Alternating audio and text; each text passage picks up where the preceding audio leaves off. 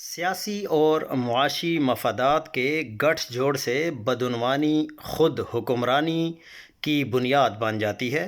طاقت کو ایک چھوٹے سے اشرافیہ کے گروہ میں مرکوز کر دیتی ہے۔ یہی عمل پاکستان کی معاشی اور سماجی ترقی کو جکڑ کر رکھتا ہے۔ لیکن بات یہ ہے کہ بندہ چھتر پکڑ کر IMF سے سوال کرے کہ یہ رپورٹیں کس لیے لکھ رہے ہو،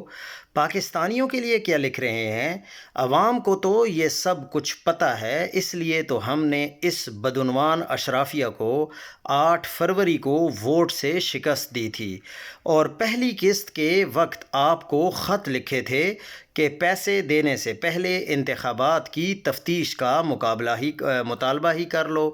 یہ ساری باتیں کرنے کے بعد IMF نے آخر میں اسی رجیم چینج کو پیسے دے کر مزید طاقتور کرنا ہے، اور اس رجیم نے قرضے کے پیسے پر مزید بدماشی اور لوٹ مار کرنی ہے۔ لوٹ مار کر کے یہ پیسہ واپس یورپ اور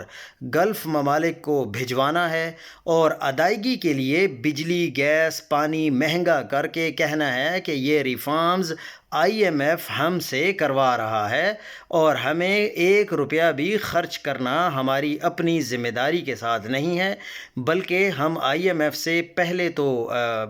کہتے ہیں کہ ہم نے یہ کام کرنا ہے لیکن وہ کرنے نہیں دے رہا، جس طرح ابھی کچھ دن پہلے رانا ثناء اللہ نے یہ بات کی کہ ہم تو مہنگائی کو ختم کرنا چاہتے ہیں لیکن IMF ہمیں اجازت نہیں دے رہا۔